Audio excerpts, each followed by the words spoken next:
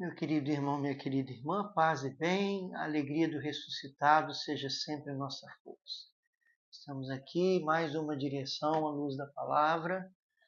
O texto de hoje, do Evangelho do dia de hoje, que está em João 3, de 16 a 21. Vamos ao texto. Deus amou tanto o mundo que deu o seu Filho unigênito, para que não morra todo o que nele crê, mas tenha a vida eterna. De fato, Deus não enviou o seu Filho ao mundo para condenar o mundo, mas para que o mundo seja salvo por ele. Quem nele crê não é condenado, mas quem não crê já está condenado, porque não acreditou no nome do Filho unigênito. Ora, o julgamento é este: a luz veio ao mundo, mas os homens preferiram as trevas à luz, porque suas ações eram más. Quem pratica o mal odeia a luz e não se aproxima da luz, para que suas ações não sejam denunciadas. Mas quem age conforme a verdade aproxima-se da luz, para que se manifeste que suas ações são realizadas em Deus. Palavra da salvação. Glória a vós, Senhor. Meus queridos irmãos e irmãs, vamos focar aqui no versículo 18. Jesus diz assim: quem nele crê não é condenado, mas quem não crê já está condenado. Muito forte, né? Jesus está falando aqui de salvação, de condenação, quer dizer, quem crê não será condenado, quem não crê já está condenado. Mas logo em seguida, ele explica que tipo de fé é essa, que tipo de ato de crer é este. Não é um ato de crer, não é uma fé apenas psicológica, uma fé apenas no plano das ideias, mas uma fé que precisa descer ao plano dos atos, da vida. Porque depois ele começa a falar de prática do bem, de prática do mal. Ele diz assim, depois ele explica, quem nele crê não é condenado, mas quem não crê já está condenado. Ora, o julgamento é este: a luz veio ao mundo, mas os homens preferiram as trevas à luz, porque suas ações eram más. Então, a condenação está associada a esse ato de não crer, no sentido de desprezar a luz, desprezar Jesus. A gente sabe que nem todo mundo que não crê em Jesus realmente, efetivamente, pratica o ato de desprezar a Jesus. Muitos não receberam o anúncio.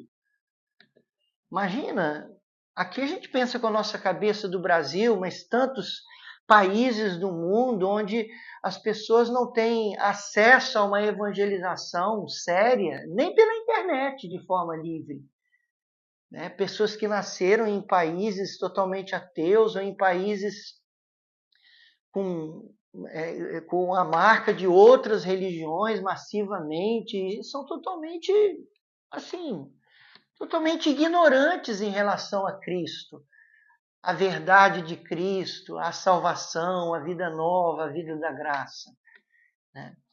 E Jesus, olha, quem pratica o mal odeia a luz e não se aproxima da luz, para que suas ações... Então ele começa a falar de praticar o mal, praticar o bem, e quer dizer, então, quando ele fala, quando ele associa a condenação a não crer, essa condenação diz respeito a desprezar a luz praticando o mal. Pensemos, quantas pessoas não receberam a vida da graça, não foram batizadas, não receberam a vida da graça.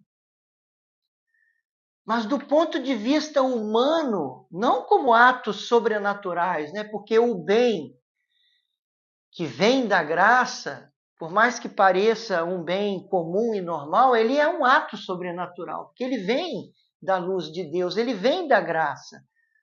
Mas uma pessoa que não recebeu a graça, que não recebeu a vida nova, a vida sobrenatural da graça, mas pratica o bem, mesmo sem ser cristão, mas pratica o bem na medida do possível. O que vai ser dessa pessoa? Sinceramente, assim, nós não sabemos como Deus vai agir no julgamento final, como Deus age com uma pessoa que não recebeu a graça do santo batismo, uma pessoa mas que foi uma pessoa boa, que não teve a oportunidade de receber a vida da graça. Nós não sabemos. Sabemos que os sacramentos são os instrumentos ordinários por meio dos quais Deus nos comunica a sua graça, a sua salvação. Agora imagine um outro caso, uma pessoa que recebeu a vida da graça, mas não permitiu que essa vida da graça se desenvolvesse. Ela recebeu a vida da graça, ela recebeu a evangelização, mas desprezou. Desprezou. Então, aqueles que receberam a vida da graça, como nós, ou a maioria dos que assistem esse vídeo, nós que recebemos a vida da graça, nós que recebemos o batismo, isso vale muito para nós. A luz veio aos homens, mas os homens preferiram as trevas, porque suas ações eram más. Quer dizer, nós recebemos essa luz, nós recebemos a vida sobrenatural da graça, mas é preciso permitir que ela se desenvolva e se desdobre em atos, em vida nova, em procedimento novo, em comportamento novo, em amor, em vida de amor, de doação. Você percebe? Né?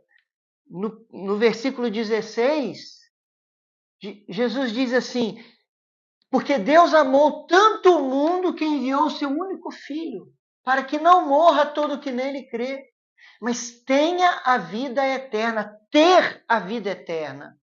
Nós temos a vida eterna desde o batismo. Tem muita gente que pensa que a vida eterna é só aquela vida que começa depois da morte. Não mesmo. A vida eterna é essa vida que começa agora com o batismo. É essa vida nova que nós recebemos. No batismo nós já morremos. E já recebemos uma vida nova que tende a se desenvolver, que tem que se desenvolver. E nós não podemos desprezar o que recebemos, porque se não permitirmos que essa vida nova recebida no batismo se desenvolva, então nós estamos desprezando o que recebemos, especialmente se temos a vida da graça e continuamos praticando atos maus.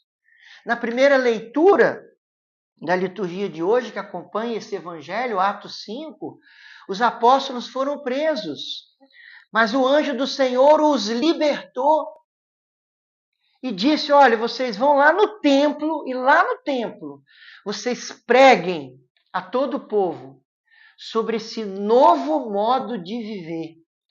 Meu Deus, que coisa, né? Vocês vão ao templo e preguem sobre este novo modo de viver. Entende? A vida da graça desperta em nós, se desdobra em um novo modo de viver. Então nós não podemos desprezar o que recebemos. Então o conselho de hoje, o conselho espiritual de hoje, a direção à luz dessa palavra é alimente a vida da graça. Permita que a vida da graça se desenvolva. Como?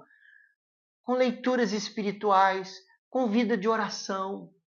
Leituras espirituais? Sim, as leituras espirituais alimentam a vida da graça, a leitura dos santos, os textos escritos pelos santos, né? a leitura orante da palavra de Deus, a vida sacramental. Então, alimente a vida da graça.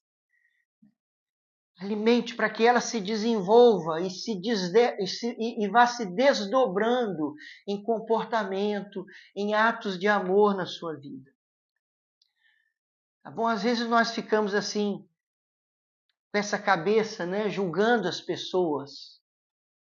Tem muita gente que não é cristão, mas vive de um modo muito melhor, de um modo muito mais cristão, por assim dizer, do que pessoas que são cristãs, que receberam a graça, mas a graça está lá como se não estivesse. Tem muita gente que tem a graça, mas é como se não tivesse. O que é pior? Aquele que não pratica o mal, não tendo a graça, e aquele que, tendo a graça, pratica o mal, pois é como se não tivesse a graça, ignora a graça, despreza a graça. Nós não podemos julgar ninguém, né? O julgamento cabe só a Deus, só a Deus, só Deus sabe esses mistérios, né? Como vai se dar esse tipo de coisa? Como vai se dar o julgamento com quem não é batizado, com quem não é cristão? A gente não sabe plenamente. Então, meus irmãos, vamos confiar em Deus. Até o nosso próximo encontro.